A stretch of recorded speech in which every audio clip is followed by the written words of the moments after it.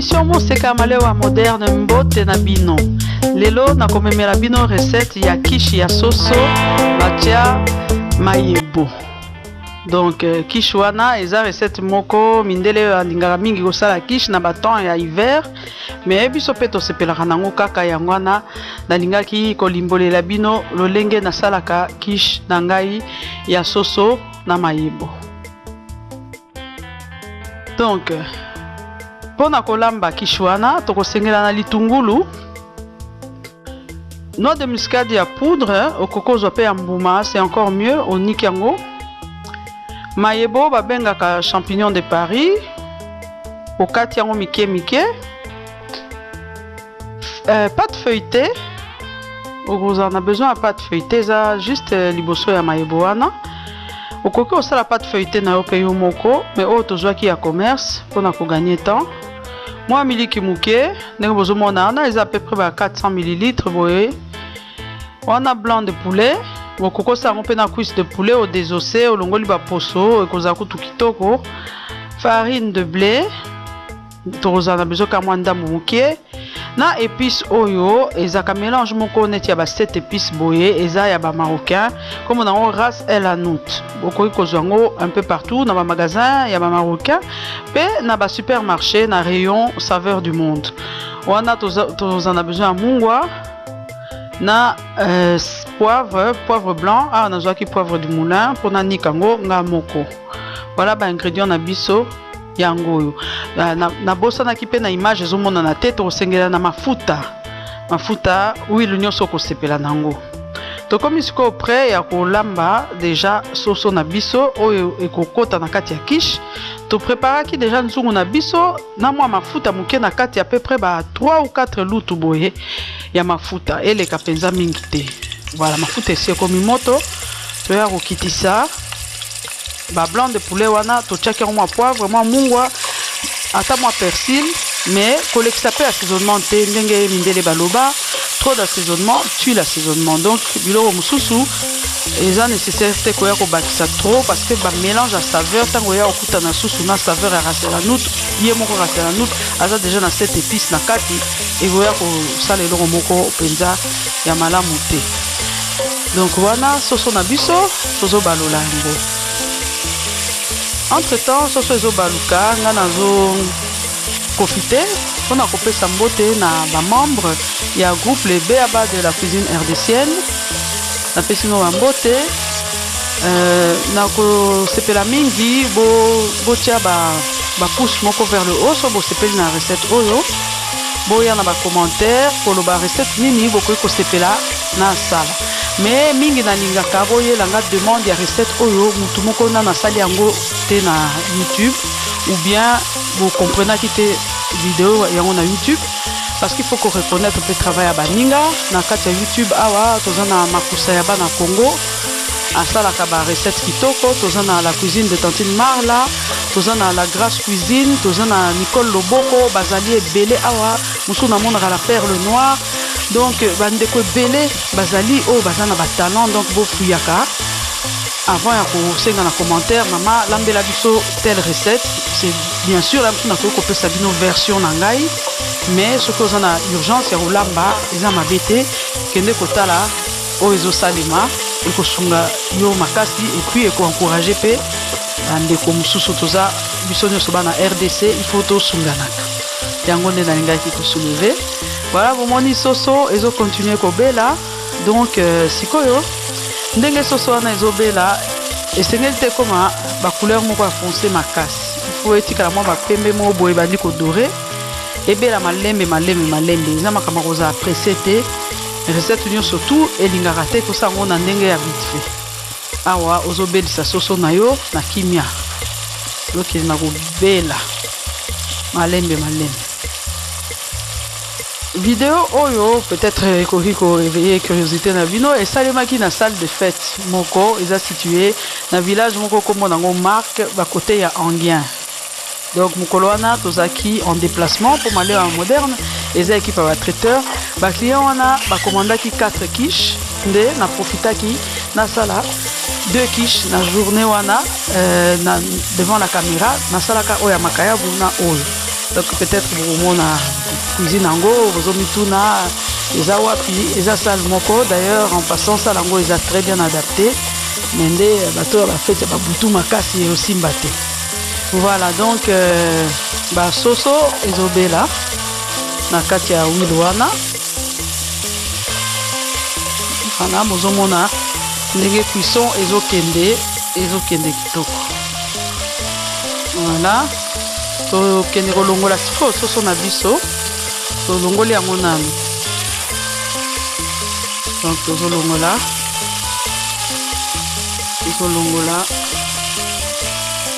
voilà.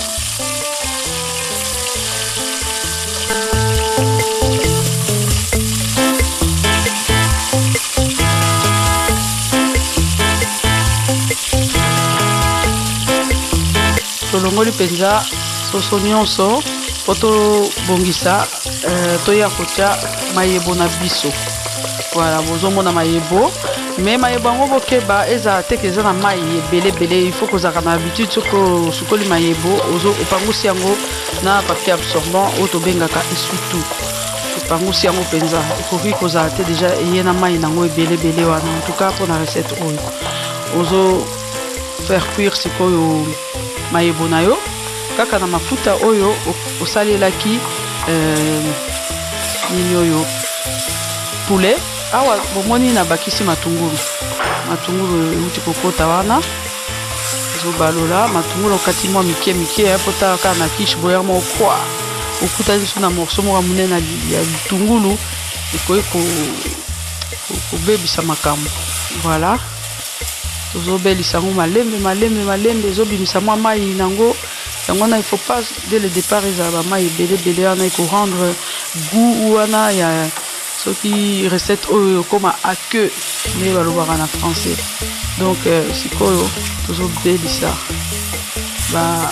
mayebo na biso ezobela na matungulu elongo. Voilà zala mpenza na patience ozobalola. Donc biloko ezokende na kobela. Voilà donc ndenge na utaki koloba video ezosalema na Belgique eza na salle de fête moko ya moke nde tozolamba biloko oyo.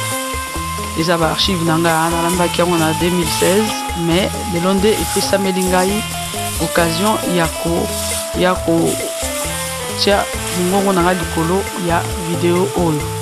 Donc toza na Belgique pembeni ya Anguien na kati ya video oyo po bato mosusu balingaka koyeba ya mosu azoluka mpe mwa sale wana eza nango kitoko. Bato babengisanga déjà 2-3 fois kolamba kuna mosusu mpona badot mosusu mpona baanniversaire. Voilà mais eza sala moke ya ba 60 à 90 personnes au cas où ekointeresse moto. Voilà mais eza na bamboka moko reculé so omesana na ba province te wana tika na wana tozobalola mayebo na biso toujours na matungulu. Namoni ebandi okoma sikoyo vers la fin ezokende na kobela.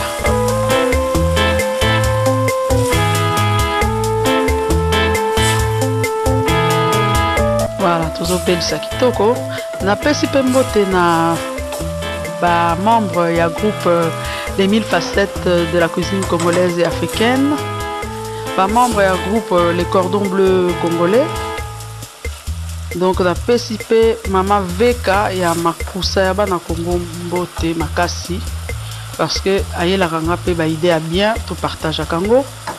Nabosani mpe kopesa mbote te na Shalom Catherine et ya Gisèle Makani. Bon, certainement la prononcer bien, je suis pas du tout anglophone. Alors là, nangai bakoki koseka en écoutant cette vidéo. Nauti ko incorporer sikoyo farine. Donc moi ndaba farine muke toko balolango e banda ko kangama likolo ya ba mayebo wana. Donc en fait le principe oyo eza principe basalelaka sauce béchamel. Donc farine normalement ezalaka obakisi yango na esika mafuta beurre ezalaki. Mais pour la recette ezosenga obakisa yango directement likolo ya ba légumes na yo. Donc farine ozomona ba côté musu ezosala mwa bambuma minene eza normal ndenge il faut ekoma et ekende kokangama kangama na mayebo ensemble. Donc ozobalola voilà.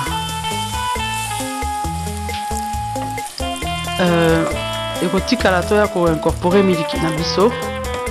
Tokotisi miliki na biso tozobalola en même temps. Et ça vraiment le même principe qu'une béchamel. Oyo sauce blanche. Donc vous batala ba vidéo na ba voyez ba pas na seki likambo sauce blanche wana. Donc en réalité ça n'est toujours ça une vraie sauce blanche. Ya wana kuna ezobaluka. Tozolamba.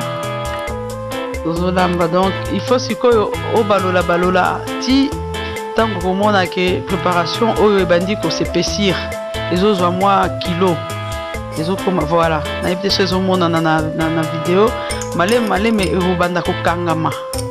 Ekotika suneti miliki ya mai te comme neti moi ekangami. Wana il faut obalola et puis moto za makasité. Voilà, toujours tiasko rasela note na biso à peu près moi 2 loutou et demi boye. Couleur nango ezara neti moi ba curry, mais za goût moko na curry te. Hein? Rasela note conteneur peu curcuma. Oh babengi na Swahili manjano. Donc wana na uti kocha moi mungwa na che poivre du moulin. Na moudre moi poivre likolo wana. Donc sikoyo komema ba saveur wana ya kitoko. Na kati ya préparation oyo. Voilà. Donc toko continuer ko balola correctement biloko yo ti ekokangama et puis ekobela parce que okoki ko servir farine à mobesu te soki obelisi yango suffisamment te connaisseur akolia akoyoka yango arrière goût boye ya mobesu ya farine ebela te. Donc il faut continuer kobelisa ndenge ya muke te. Voilà.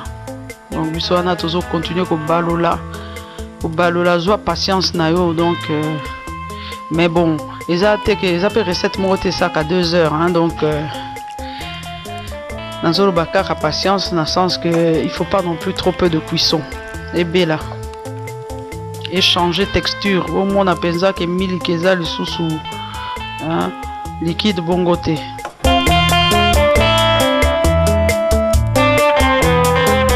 Voilà. Wana tozobelisa kaka sauce na biso. Omoni soki pe ozaki osala quiche te. Ndenge sali boye ozo obtenir en fait une sauce champignon mais na goût ya rasela note. Sauce champignon pe basala rango ka boye sauf que batiaka rasela note te. Isuki kaka na poivre na mungwa na suko tie moi persil. Yango yo pe kaka. Donc tozokende kobelisa penza ndenge ya muke te. Bobosana te ke ba video nanga nasalaka yango mingi na lingala pe na français. Pour ceux qui auraient besoin de la version française, elle existe déjà sur YouTube. Voilà, sikoyo toye kozongisa soso na biso tobelisaki na ebandeli. Soso yango wana ekoti sikoyo na kati ya mélange na biso. Bomoni déjà moi soso yango eza susu mai te. Ebandi kokangama déjà. Na ebité soki ezomona na kitoko na image. Ebandi kokangama. Voilà, na stade oyo tokomi en fait recette mosusu pe ezalaka kaka dans la même famille. Eza recette ya vol au vent. Vol au vent esalemaka kaka boye mais na place ya miliki bamuyaka na bouillon oyo otokiselaki nango soso na yo.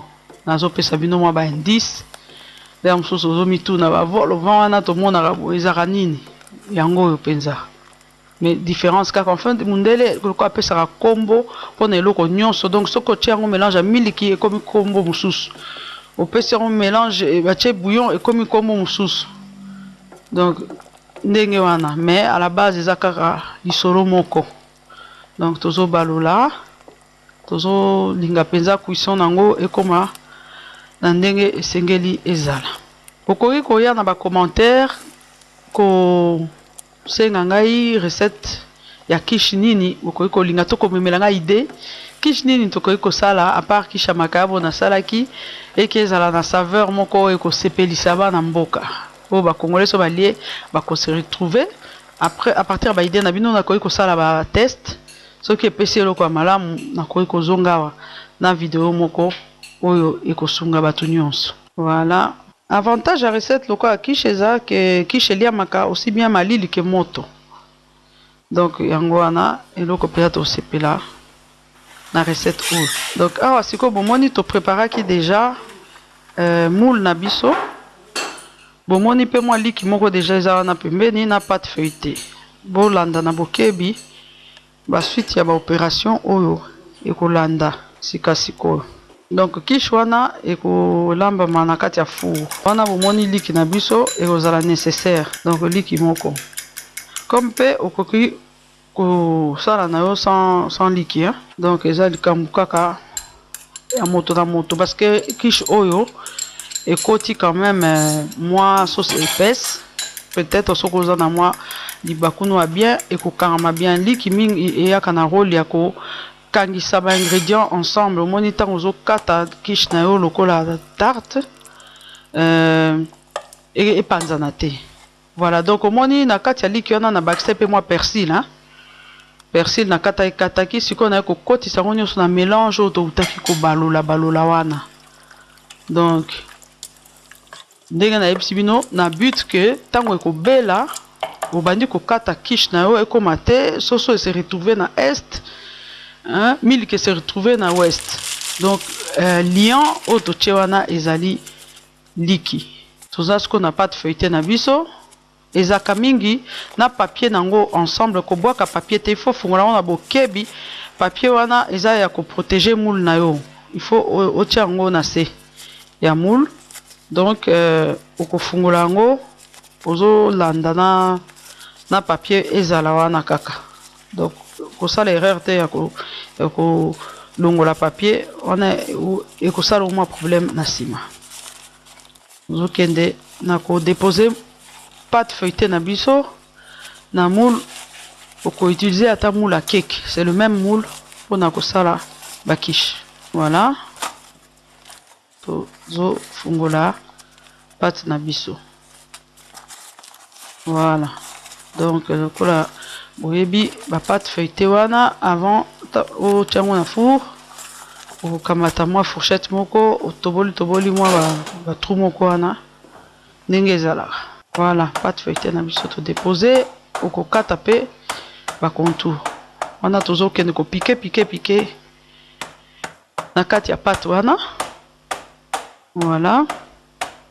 Tout ça yango. Après ça, tu vas se charger dans la bordure, on est dépassé, il faut qu'on kata excédent et papier. Mais pour le moment, tu vas cotier non mélange d'habitude contenir sauce, champignons, oignons, liki, persil. Donc na sauce wana basaki na miliki. Et on a toujours cotier ça na kati ya émater la pâte feuilletée. Voilà. Donc tu répartir en haut uniformément na katikati wana. Wana ozomona siko eza lokola garniture. Voilà. Bon.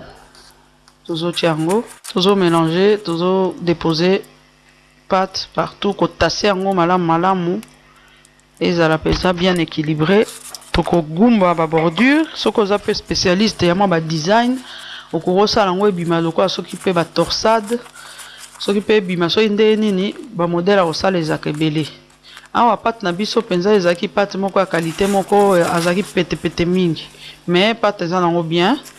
Okoro tombe pe na pâte moko tellement makasi, il faut kende na okeba ekoro katana. Voilà, omoni nga na sali mwa bordure, tango ekobela bordure wana ekozala na forme oyo opesaki. Nango soko opesaki ba 13 yo kaka. Ba misu bakataka mwa morceau ya pâte, ya bakisi 13 moko likolo, donc ba artiste bazali. Donc awa tout ça qui est boye net et sali moi ba torsade moko boye. Voilà. Et ça peut être très facile à faire. Tant que tu ici, nde tokoya kokata contour ya papier excédent ya papier wana tolongoli yango sino ekende kozikela biso kuna na kati ya four bariske ba incendie ba makambo ebele. Donc tokati papier eza papier moko adapté na cuisson mais soki papier leki ebele et que oza na four ya gaz en tout cas soki flamme moko ebimeli yo eza ya kokamwa te yango wana tokati yango mpo eza en contact na aucune flamme. Voilà tolongoli nde sikoyo tokomi prêt ya kokende kokotisa quiche na biso na four. Nga nalinga mingi ko préchauffer four nasi na préchauffaki yango ekoma mpenza moto de sorte que ntango nakoya kotia quiche na diminue moto nalingaka kosala bongo na préchauffer yango le plus fort possible. Après nakoya kokitisa ata na 180-170 degrés. Sikoyo ba nombre de minutes wana il faut kaka kosurveiller. Après ba 25-30 minutes otala mpona koyeba soki ebeli bien omona kaka bordure esi edoré et na kati kuna ekangami.